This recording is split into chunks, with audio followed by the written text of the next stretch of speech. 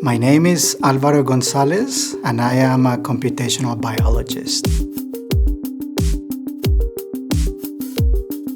I work in the biotechnology field, and my company develops diagnostic technologies for capturing traces of cancer in blood samples. And those traces are molecules, DNA, RNA, proteins. So one pretty obvious way in which my work in science impacts my faith is the ability and the opportunity and the training that I have to take a look at the details of the biological world and human bodies at the biological level, at the cellular level, at the molecular level, and come to grasp with the reality that this is something that God created and He put it together so beautifully. What I mean by that is in your body there is anywhere from 30 to 40 trillion of human cells. That's 30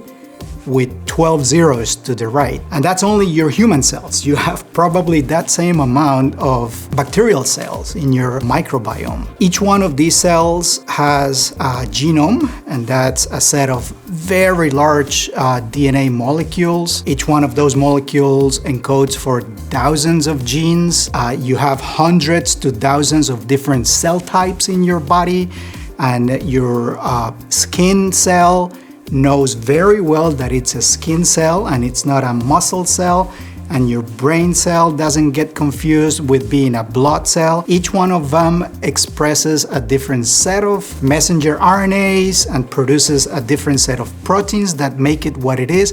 It knows how to interact with its environment. All these things come together and form And all these things, I'm talking about many molecular little pieces come together and form who you are at the biological level. And just at that level, it's pretty remarkable what it's made up out of this. Like, you're born, you eat, you grow, you breathe, you reproduce, and you do all of these things in a fairly stable and robust manner. It's amazing. Not only that, you have the capacity to think, to reason, to develop technologies so that you can go back and measure these cells and these proteins and these molecules and come up with ideas of how these things work. You can think. So you see what I mean? This incredible thing that God created makes you capable of these things that I consider miracles. And that just gives me awe and wonder and appreciation and makes me worship the one who created all these things. If I am given a 1,000 part Lego set, it takes me more than a week to put it together. And when I'm done, it does nothing.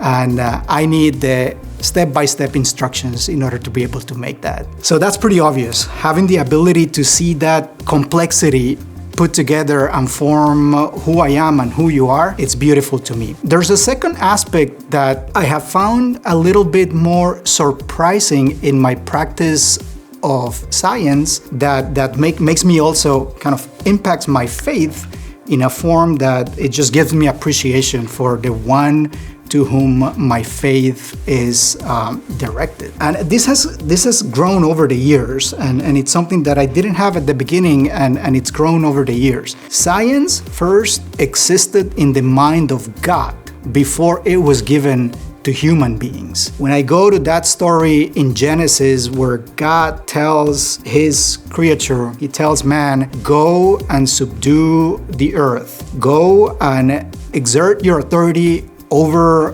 what has been created, make nature productive, reproduce yourself, go and give names to all the animals. To me, that means go and define them, study them. To me, that's a calling that God gives us to do science. That I call it the culture calling. Some people would assert and want you to believe that God and science are at odds with each other. I believe some of those people are lying, but most of those people haven't really thought deeply enough about that assertion. I don't think it's true. God is so for science and for the scientist And that has been my experience. You know, doing science is hard. Many times the data tells you nothing. You fit a model and the model doesn't make any sense. Many times the device you're trying to put together doesn't work. Many times we fight with our colleagues and it can be very dry